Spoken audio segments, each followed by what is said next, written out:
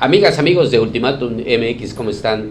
Muy buenas tardes. Tenemos el gusto en esta casa editorial de tener la presencia del licenciado Juan Carlos Gómez Aranda, coordinador de los Diálogos por la Transformación. Licenciado, bienvenido. Querido siempre. Amigo, muchas gracias por la invitación. Encantado, Juan Carlos Calimayor. Mucho gusto. Tocayo. Creo que al arranque de la campaña te tuvimos acá y ahora... Sí, al cierre. Orgullosamente. Sí, con mucho gusto. Javier No, Lizar, bienvenido, buenas tardes. Alejandro Moguel, ¿Qué tal? ¿Cómo estás, licenciado? Alex, mucho gusto. Pepe Althusser, ¿cómo estás? Pepe. Gusto. Bienvenido, licenciado. Gracias, Pepe. Muy bien, pues estamos ya, este es el último día que se puede hacer pues, campaña, proselitismo político, los candidatos, sus seguidores, y pues ayer ocurrió el cierre de campaña en San Cristóbal de las Casas, anoche, de Eduardo Ramírez Aguilar. Pues todos vimos el evento, muy emocionante, ya tenemos de frente el domingo. Hay razones para estar contentos de este lado, pero también, licenciado, el clima de violencia que estamos viviendo, particularmente en Chiapas, contrasta lo que se ha logrado, lo que ha hecho Eduardo Ramírez y todo su equipo de colaboradores. Sí, yo diría, bueno, primero muchas gracias por la invitación Encantado. a estar otra vez aquí en Ultimátum. Como dice el licenciado Calimayor, me dio mucho gusto estar aquí al arranque de la campaña Sí. y hoy que podemos hacer alguna evaluación al cierre de la campaña. Ayer fue el último evento de campaña de nuestro candidato en San Cristóbal. Él escogió hacerlo en San Cristóbal por la relevancia que tiene la ciudad. Es un lugar para ir a comprometerse con el futuro de Chiapas y, como él lo dijo, hablar del compromiso que tiene para recuperar la paz y el clima de trabajo fructífero para los chiapanecos. Ayer fue un evento masivo, miles de Sí. san cristobalenses y chiapanecos acompañaron al candidato a gobernador y a todos los candidatos de la coalición que allí estuvieron presentes para expresar su apoyo, su solidaridad y escuchar el mensaje y el compromiso del candidato. Llegamos al fin del periodo electoral de 60 días de campaña proselitista, donde el candidato visitó 99 municipios, hizo 111 compromisos con los chiapanecos, algunos muy muy importantes que van a cambiar la economía y el rumbo social de nuestro estado, pero además hizo una campaña a ras de tierra, hizo una campaña intensa, fuerte, para agitar la vida social y política de Chiapas y decirle a los chiapanecos que tenemos un futuro de mayor prosperidad si vamos todos, acudimos al llamado de las urnas y vamos sin temor, vamos con determinación a decidir el futuro próximo de Chiapas, de tal manera que el candidato Eduardo Ramírez hizo en 60 días una campaña a ras de tierra para agitar a la conciencia de los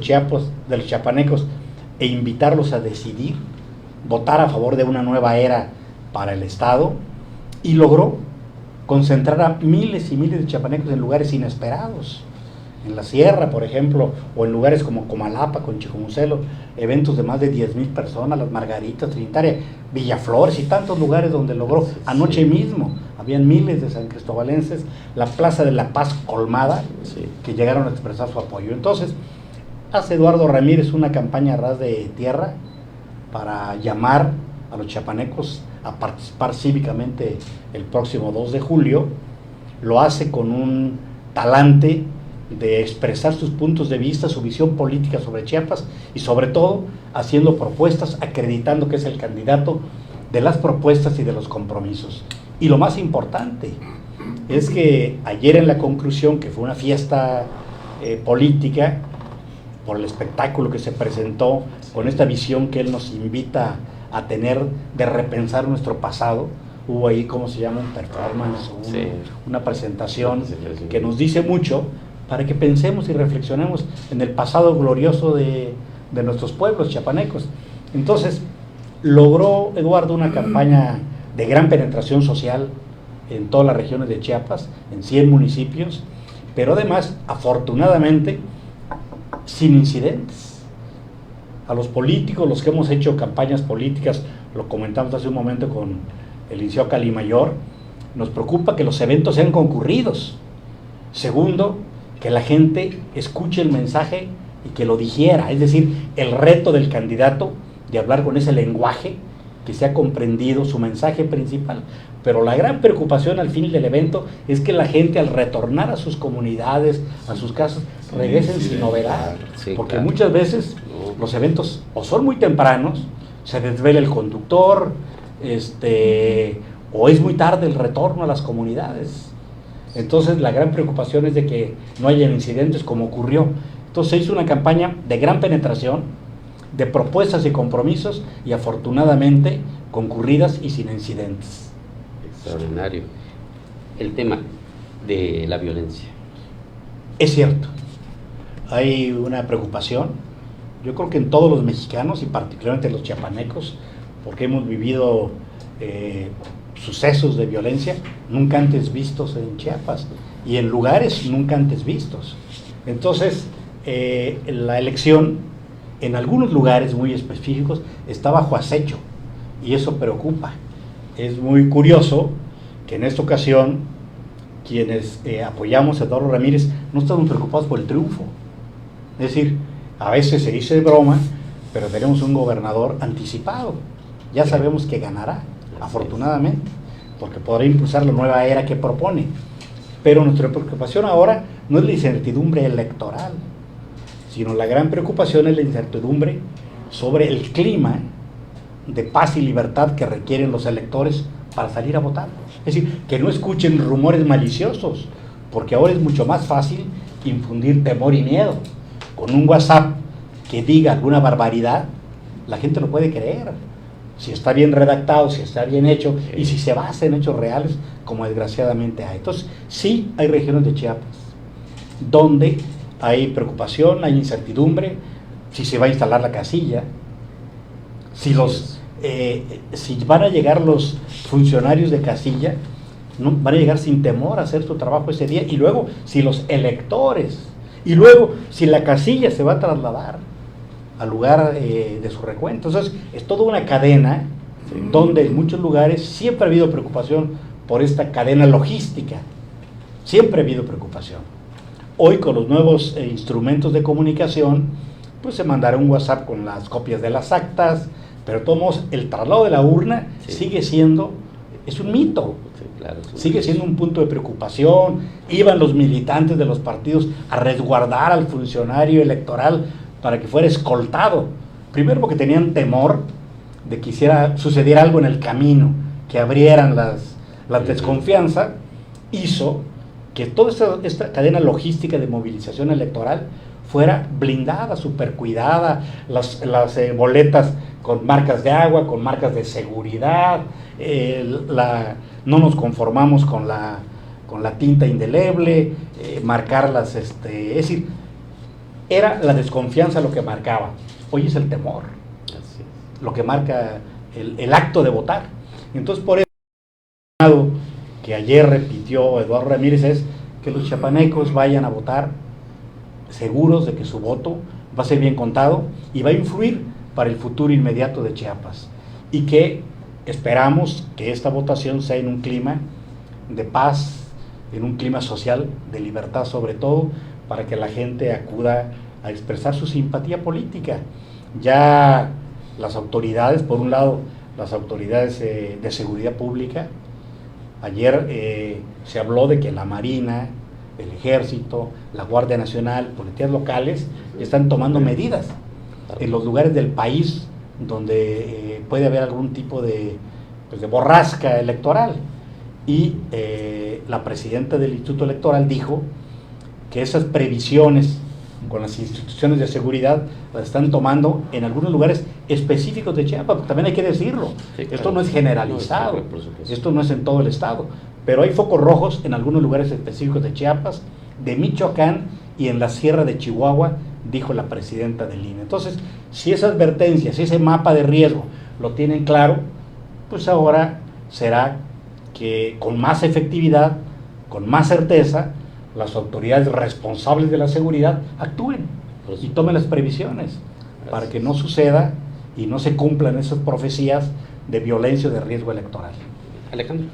Licenciado, si logramos que estas elecciones sean tranquilas y la jornada termine bien, cuando se le entregue la constancia de mayoría a Eduardo Ramírez Aguilar, ¿qué sigue? ¿Arrastrar lápiz? Sí, esperamos varias cosas, Alex. Muchas gracias por tu pregunta. Nosotros creemos que este domingo, 7, 8 de la noche, sabremos quién ganó la elección. Los sondeos, que desde luego hay que tomarlos con cuidado, hay que analizarlos, los sondeos nos ponen 3-1. Entonces, el domingo en la noche tendremos nuevo gobernador. Durante la semana se hará el conteo de las actas y el siguiente domingo, el 9, seguramente nuestro candidato estará recibiendo su constancia de mayoría. Ya se habrán resuelto seguramente algunas impugnaciones que posiblemente ocurran, como siempre sucede, y entonces el domingo siguiente tendremos gobernador electo. Pero el gobernador ha dicho que su agenda inmediata es gestionar recursos, proyectos y hacer concurrir algunas decisiones de la autoridad vigente para anticipar el arranque de su gobierno. Él no puede esperar al 8 de diciembre, porque es un periodo muy largo, enorme. Es decir, 6 meses. Lo elegimos el 2 de junio, el 9 le entrega su constancia de mayoría y es 6 meses después que recibe el gobierno. Eso es bueno y es de doble filo. La parte positiva es que podrá organizar mejor su gobierno.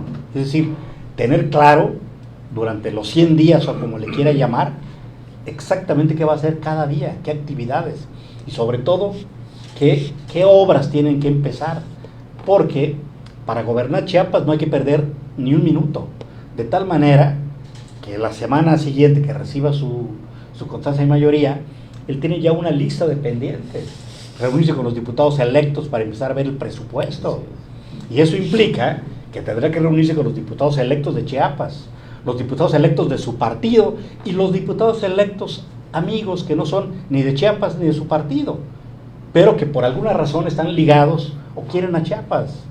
Entonces son 3 grupos de diputados que él tiene que hacer coincidir en un propósito, es decir, presupuestar adecuadamente, respaldar con presupuesto, pero la cobija tiene un límite. Es decir, la cobija presupuestal tiene un límite y en Chiapas hay que hacer miles de cosas. Solo en los foros recogimos 2,000 propuestas. Y entonces otra actividad que tiene que hacer el gobernador electo es sentarse a revisar los avances que llevamos del plan estatal, del plan de gobierno. Es decir, nosotros le entregamos 15 días después de que concluyeron los foros, le entregamos un documento que incluía 146 posibles compromisos para que él fuera en su campaña anunciándolos. De esos 146 compromisos que le entregamos surgidos de los foros, él asumió muchísimos. Otros, ya lo hemos comentado, son los de su propio compromiso e inspiración, experiencia. Pero mucho de lo que se dijo en los foros ya son compromisos el día de hoy que dijo públicamente. Entonces, él tiene que sentarse a revisar el plan de gobierno para analizar sus prioridades, porque también ya anunció su plan Chiapas Transformador, ese libro, que también es una guía para el próximo gobierno. Es decir, tenemos una carta de navegación que él personalmente tiene que darle su sentido, sus prioridades y su dirección. Entonces, él tendrá que recorrer, hablar con muchos de sus electores para agradecerles y ratificar sus compromisos. En algunos lugares hacen hasta una nueva rápida campaña, digamos, una gira de agradecimiento. Ahora no nos ha dicho él si lo va a hacer, pero tendrá que volverse a reunir con grupos importantes, con agricultores, con ganaderos, con empresarios, con organizaciones sociales, ya en su calidad de gobernador electo. Tendrá que instalar el equipo de transición. Es decir, porque urge empezar a predeterminar todo para que a partir del 8 de diciembre tendrá que empezar a actuar. Por ejemplo, él se comprometió a impulsar la autopista Palenque-San Cristóbal. Él dijo Palenque o Cocingo en una primera etapa. Y la doctora Sheinbaum dijo, yo me sumo a esa propuesta y vamos a hacerlo hasta San Cristóbal. Y ya fue un compromiso. Entonces, ahora en este periodo de transición habrá que apuntalar financieramente el proyecto. Claro. Y dijo ayer una cosa importantísima el candidato, que no habrá una obra importante de infraestructura en Chiapas que no se consulte con las comunidades.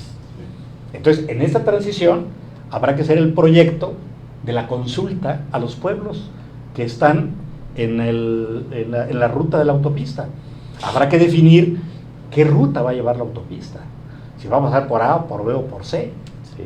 Entonces, eso tendrá que ser, todos los proyectos tendrá que sentarse a hacerlos, a diseñar el presupuesto, a trabajar en ellos, para que enero sea una etapa pues, de dar banderazos de los proyectos, porque no se puede perder ni un minuto, y 6 años pasan como un bólido.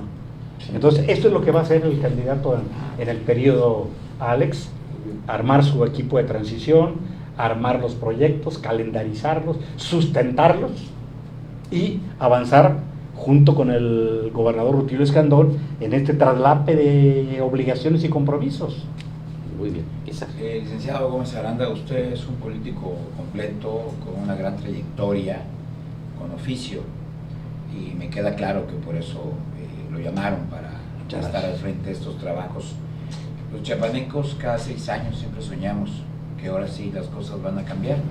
Hemos tenido grandes constitucionalistas, don Patrocinio, que tuve la oportunidad de tratarlo en sus últimos años de vida en Palenque, ahí coincido con él por cuestiones académicas, grandes oradores como don Pablo, grandes electoreros como Manuel Velasco, pero cada 6 años siempre añoramos que ahora sí nuestro estado saldrá de esos índices que dice Coneval de pobreza extrema, rezago.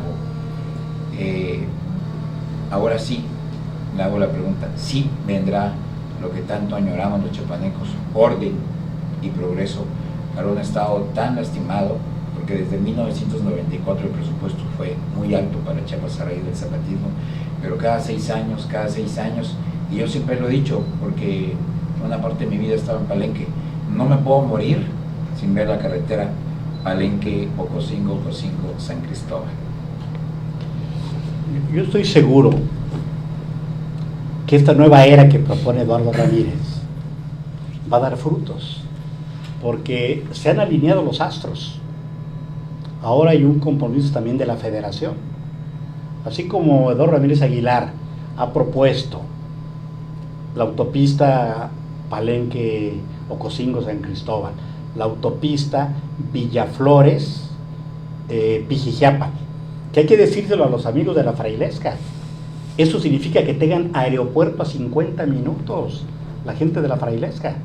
Cuando se haga la autopista Villaflores, Pijijiapa y Villaflores, aeropuerto de Tuxtla Gutiérrez, que es natural que tenga que hacerse para completar el circuito, el libramiento de Tuxtla Gutiérrez, va a estar Villaflores a 45, 50 minutos del aeropuerto de Tuxtla Gutiérrez.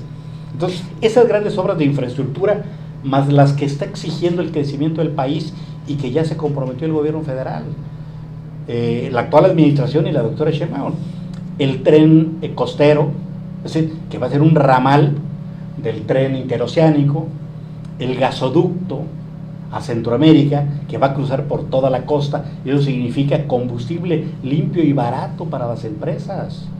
Entonces, lo que se ha propuesto y ha soñado Eduardo Ramírez de hacer un corredor industrial en la frontera, tiene viabilidad por el tren, por la autopista, por el puerto, donde va a haber un polo de desarrollo, un polo del bienestar, y el ramal del tren y la derivación del gasoducto.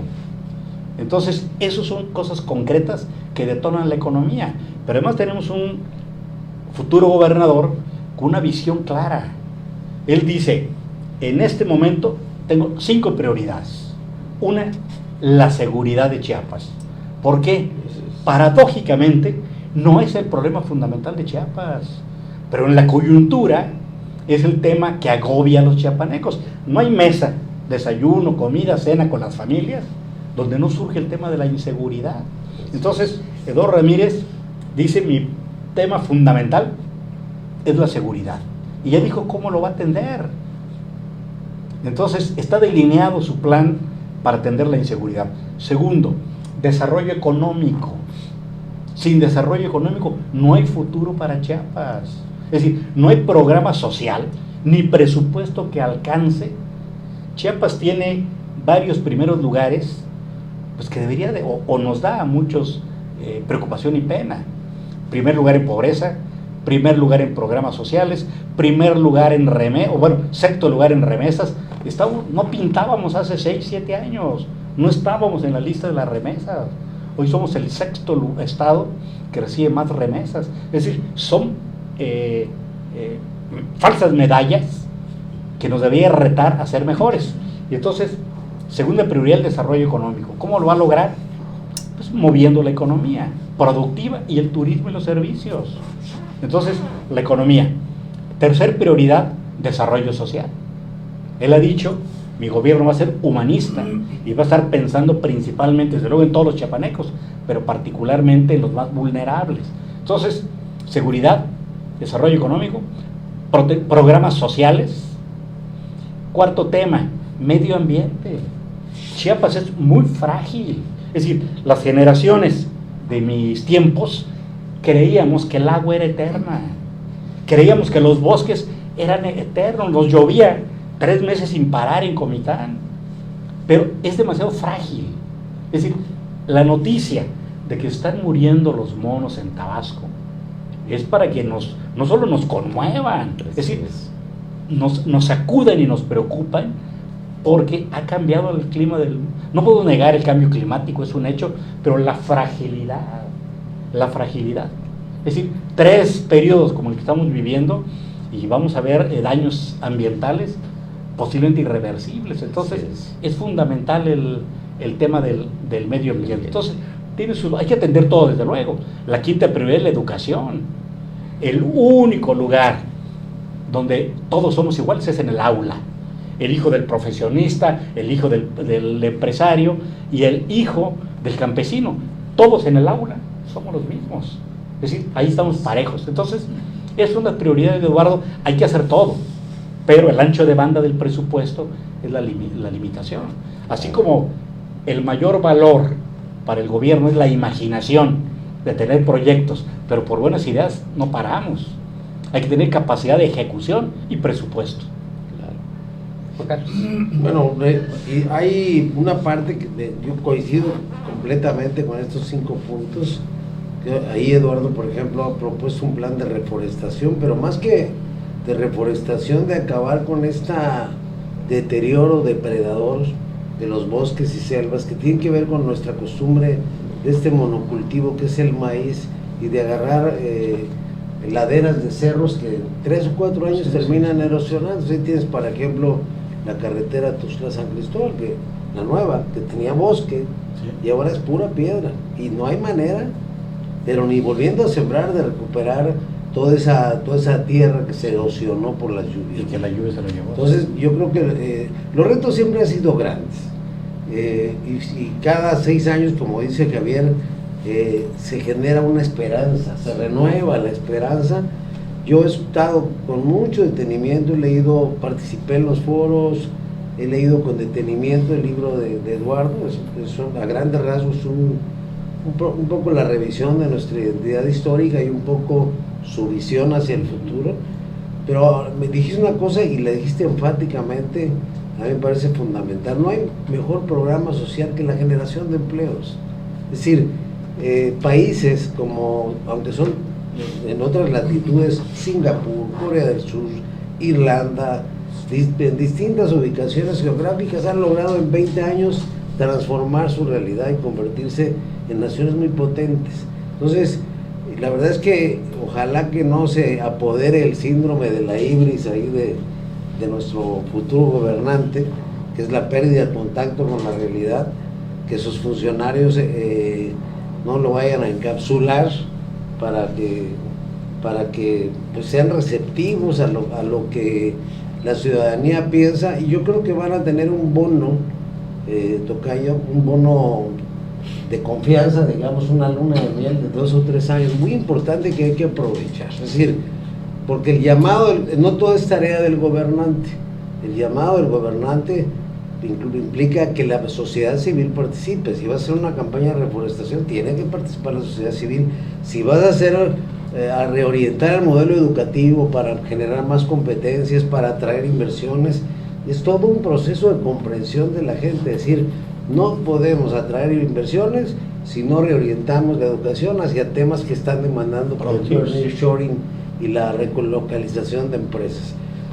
Todo esto que dijiste de la costa, que es muy importante, más los incentivos fiscales que ofrece negociar Eduardo para bajar el impuesto sobre la renta o prácticamente anularlo, el IVA, todos esos son incentivos que pueden provocar que los indicadores se muevan.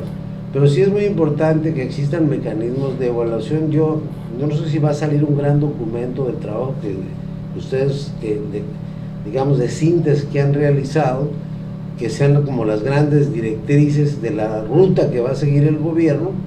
No sé si van a concluir en algún documento, en el plan estatal, porque hay que revisarlo con cuidado, porque 2018 empezamos con 98 mil millones de pesos de presupuesto de egresos. Hoy estamos cerrando este año con 123 mil millones de pesos. O sea, hay un aumento sustantivo, ¿no? Y resulta que todo se va en lo que pide el magisterio, que son mayores sueldos, en lo que pide en gasto corriente. O sea, realmente el reto, y creo que hay gente capaz en Chiapas para hacerlo, es dar una revuelta completa, hacer una reingeniería, disciplina financiera, que es fundamental, que al parecer de las pocas cosas buenas que observa en este actual gobierno, una de ellas es esa, ¿no? Que no hay endeudamiento, que no hay ocurrencias megamillonarias, ¿no? Como las que hemos visto en el pasado.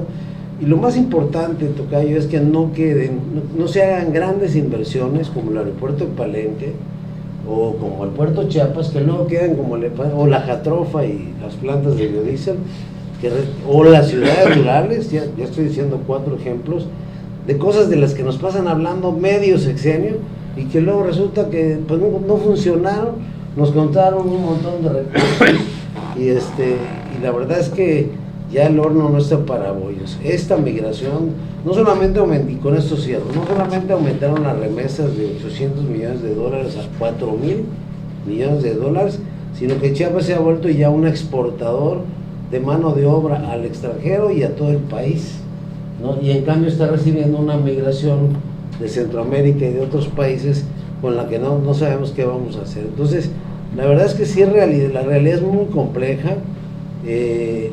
Eduardo tiene una cosa que a mí me llama mucho la atención, mensajes muy claros. Dijo hace poco, ayer o antier, dijo, el que se quiera pelear se las va a ver conmigo. En síntesis de juicio, ¿no? Creo que después del pleito ahí en Tapachula, 2 candidatos, ¿no?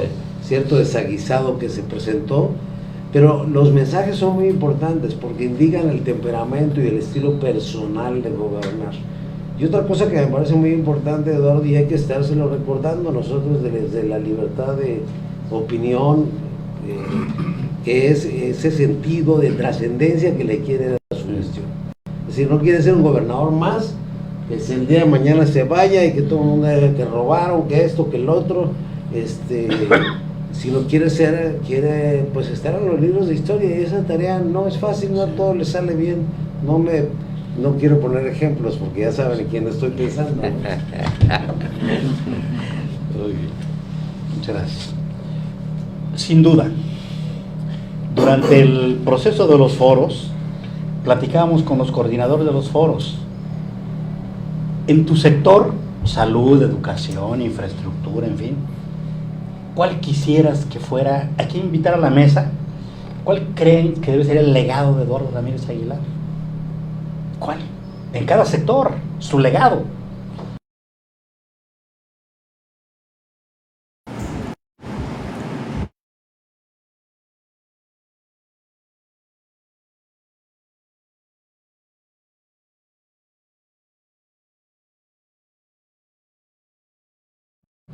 Ya estamos hablando de las carreteras que van a impulsar la conectividad, el turismo, la economía. La autopista Palenque-San Cristóbal es una continuación lógica del Tren Maya que ya está. Y entonces, ¿cómo hacemos que esos turistas, estas mercancías, se conecten, entren hasta Tuxtla, lleguen a San Cristóbal y están en Tuxtla, y luego van a estar en la costa en 2 horas. Y entonces, imagínense ustedes todo lo que consume la Riviera Maya. Y entonces que los agricultores de Chiapas puedan surtir el mercado, hoteles, las centrales de abasto, de todo eso. Es decir, no solo estamos hablando solo de turismo, que nos van a llegar aquí. La Riviera Maya es uno de los centros del mundo mayor receptor de turismo. Entonces van a poder llegar a Palenque, y en Palenque va a haber una autopista que lo va a traer a San Cristóbal, a Tuxtla y a la costa y a Tapachula. Entonces, ese puede ser su legado. Hay que hacerlo, por supuesto. Hay que hacer esta derivación de la carretera de Villaflores al aeropuerto para que los frailescanos tengan aeropuerto a 40 minutos, pero ese es el reto, que en cada sector exista un legado, y hay que ponerse a trabajar ya, porque en un suspiro los funcionarios de hoy van a estar preparando su entrega. Así es cierto. Y entonces hay que trabajar estos meses para que a partir del 8 de diciembre esté claro cuál va a ser el legado. Hablamos de reforestación. Imagínense ustedes, Chiapas hace no mucho, hace 1000 años, era un bosque, era un gran bosque Chiapas. Y entonces es su vocación, o una de sus vocaciones. Y entonces hay que reforestar. Pero si logramos en estos 6 años poder dejar como legado 1, 2, 3, 4 plantaciones forestales, entonces de manera natural va a regresar a su vocación Chiapas. Es decir, que el bosque sea, porque es un negocio contemplar el bosque. Muchos lugares del mundo, los pueblos autóctonos descubrieron que hay loquitos que pagan por ir a fotografiar pájaros, y que hay loquitos que se levantan en la madrugada, consumen, pagan el hotel, pagan el guía, para ponerse a esperar a ver si se aparece algún animal que para ellos es extraño y lo puedan fotografiar, o simplemente disfrutar el amanecer o el atardecer. Sí. Entonces esos loquitos pagan, y entonces las comunidades descubrieron que conservar el bosque es negocio. Ahora imagínense ustedes el negocio que es cuidar un árbol 4, 5, 6, 7 años, y luego se vende como celulosa, para papel y para todos los decenas de opciones que tiene. Entonces, si logramos ese legado de reforestar esas 200 y tantos mil hectáreas y dejamos como muestra de que sí es posible alguna plantación forestal, ese es el legado. En cuestión de medicina, erradicar algunas enfermedades que todavía persisten para vergüenza nuestra, y dejar algunos hospitales. ¿Cuál? Pues el sueño que tienen en muchos lugares de un hospital de tercer nivel en Comitán, otro en Tapachula, otro en Tuxtla, en fin. Entonces, que de cada sector, ese era el tema que decíamos. Es decir, no se trata de vamos a hacer una mesa de trabajo a ver qué ocurrencia, a ver qué ideas hay, a ver qué resulta. No. ¿Cuál es el legado? Y que se muevan los indicadores. Que muevan el indicador de educación, de salud, en fin. Entonces, que aseguren pues lo que las familias quieren, que son mayores oportunidades, porque al final esa es la meta. Es decir, no es un orgullo que Chiapas tenga el padrón más alto de beneficiarios sociales, cosa que hace mucho bien, ayuda a la economía, es decir, saca a la gente de la pobreza, circula el dinero y hay ingreso en las familias, pero no es para sentirnos orgullosos. La único camino es el empleo y no el auxilio social. Entonces, ese es el reto. ¿Cómo no? Muchas gracias, licenciado. Bienvenido. Yo más que cuestionar quiero comentar la importancia, la trascendencia que tuvo la opinión ciudadana a través de los foros, ese ejercicio democrático en el que tuve la oportunidad de participar con 3 propuestas, tanto en el tema cultural, en el tema de desarrollo democrático y en el de educación. Temas más o menos en los que he participado y considerado, y en ese sentido pues se debe de destacar que en este caso 2 personas con vasta experiencia que conozco muy bien, como Eduardo Ramírez Aguilar y Juan Carlos Gómez Aranda, que dentro de su trabajo político administrativo, pues haber sido secretario de gobierno también es una gran experiencia, porque eso se gesta, donde se desarrolla el trabajo político, en este caso de Chiapas. Y en ese sentido, pues desde la integración de los foros que se dio en Tapachula con la presencia de Juan Ramón de la Fuente, tuve la oportunidad de estar, y luego, pues como decía, de participar. Y si eso nos lleva con esa participación ciudadana a que evidentemente es parte del plan de trabajo que se va a ejercer en el próximo gobierno, al gobierno en el que hemos coincidido, que para mí desde hace meses es el actual gobernador, y que seguramente con la experiencia y el trabajo que he ejercido durante varios años, bastantes, de más de 20 años, en el ejercicio político-administrativo y con las relaciones políticas nacionales inclusive, yo veo un futuro promisorio, lo digo con todas sus letras, y sobre todo por el impulso que tiene, la voluntad que tiene en este caso, pues de gobernar Chiapas, y segundo, la experiencia que le ha dado su trabajo desde donde nació, como síndico, como presidente municipal, diputado local, diputado federal, secretario de gobierno, senador, donde fue reconocido con su trabajo. Entonces yo creo que le estamos apostando a esa esperanza de que las cosas cambien. En el tema del rezago educativo es bastante preocupante ver los indicadores de desempeño, de permanencia en las escuelas, de resultados académicos, sobre todo en el medio rural. De esto se deriva un diagnóstico que por ahí está y que debe de actualizarse sobre la realidad educativa en Chiapas. Un trabajo muy profesional con gente, uno de ellos, no sé si vive, espero que sí, don Pablo Latapí, hizo un trabajo muy importante sobre ese tema. Entonces valdría la pena retomarlo. Esto es en el sector educativo. En el tema de las comunicaciones, pues es muy importante el plan de carretero que propuso y en el que se habrán de considerar, por ejemplo, ampliación de carreteras donde el tema del riesgo de accidentes es muy alto. Por ejemplo, yo tengo la experiencia con la región que nos identifica, en el tramo carretero de Trinitaria, en el crucero de Trinitaria a Montebello, es una carretera muy angosta, que no le han ampliado 1 centímetro, que al contrario, le han reducido al quererla encarpetar nuevamente, le han reducido el espacio y hay tramos que son muy peligrosos y ha habido accidentes muy graves.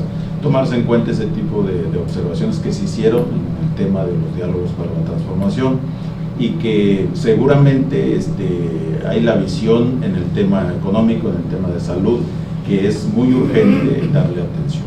Y en el tema de la seguridad, yo tengo la plena seguridad, creo que decía Juan Carlos Gómez Aranda, que esto se va a tomar muy en serio y que seguramente se va a resolver. Yo tengo esa esperanza y espero que así sea, pues, como chiapaneco y como comiteco. Muchas gracias, Pepe. Bueno, primero muchas gracias porque efectivamente pude saludarte en varios de nuestros foros. Tú como 4,000 chiapanecos más tuvieron confianza en que sus propuestas van a ser tomadas en cuenta y acudieron a nuestros foros. Entonces, muchas gracias por tu asistencia, Pepe, y tienes toda la razón. Yo creo que Chiapas tiene una coyuntura histórica donde tiene un candidato y un futuro gobernador, como dices tú, virtual, anticipado, sí, porque va a ganar contundentemente el próximo domingo. Hacía muchos años, mucho tiempo, yo no recuerdo un candidato a gobernador que llegara después de vencer tantas vicisitudes. Es decir, logró vencer muchas vicisitudes políticas que le aseguraron la candidatura y hoy tiene seguro el triunfo. Y eso es, cada obstáculo que fue resolviendo fueron nuevos compromisos a favor de Chiapas. Sí, fue refrendando su compromiso después, además, como tú lo mencionas correctamente, de casi 25 años de hacer política local, cercano a la gente. Entonces, un candidato que viniera después de ese arraigo, de ese conocimiento de la problemática escuchada de voz a voz, de persona a persona, por estos recorridos, pues no lo habíamos visto. Es decir, han habido gobernadores que han llegado pues en circunstancias distintas, pero no después de un recorrido tan profundo, tan a ras de suelo y venciendo tantas vicisitudes. Ese es Eduardo Ramírez y eso hace que tenga un compromiso más acendrado y más arraigado y más fuerte con los chiapanecos. Muy bien, licenciado Juan Carlos Gómez Aranda, nos gustaría escuchar su mensaje. Es un momento crucial, estamos ya de frente al domingo. Concluir así. Muchas gracias. Pues yo invito a las chiapanecas, a los chiapanecos, sobre todo a los jóvenes, a que sin temor, sin escuchar rumores maliciosos, acudan el próximo domingo a votar. Que de preferencia vayan temprano para que después hagan sus actividades, pero que voten el próximo 2 de junio, porque con su voto están definiendo el futuro de Chiapas y el futuro de México. Vamos a elegir en todo el país 20,000 cargos de elección popular. Esas son las candidaturas que hay. Pero en Chiapas vamos a elegir al más importante, que es al nuevo gobernador del estado. Y es cierto, ya tenemos un candidato triunfador de manera anticipada, pero eso que no los desaliente. No digan para qué voy a votar si un voto más, un voto menos. Es muy importante el voto de cada chiapaneca, de cada chiapaneco, particularmente de los jóvenes, quienes van a ir a votar por primera vez. Háganlo con responsabilidad, con alegría. Es un derecho y también es una obligación cívica. Entonces, vayamos todos a votar. Votemos por Eduardo Ramírez y seguramente el futuro de Chiapas será más próspero, con más unidad, con más seguridad y sobre todo buscando la felicidad y la satisfacción de las familias con un clima de trabajo fecundo, que es lo que quieren los chiapanecos. Muy bien, pues le agradezco mucho, licenciado Juan Carlos Gómez Aranda, y esperamos después de la jornada electoral, ojalá tenga un espacio gusto. para Con hacer mucho gusto. una evaluación de esa jornada. Con Muchas mucho gracias. Siempre bienvenido. Muchas gracias. Concluimos. Muchas gracias, Buenas tardes. señores.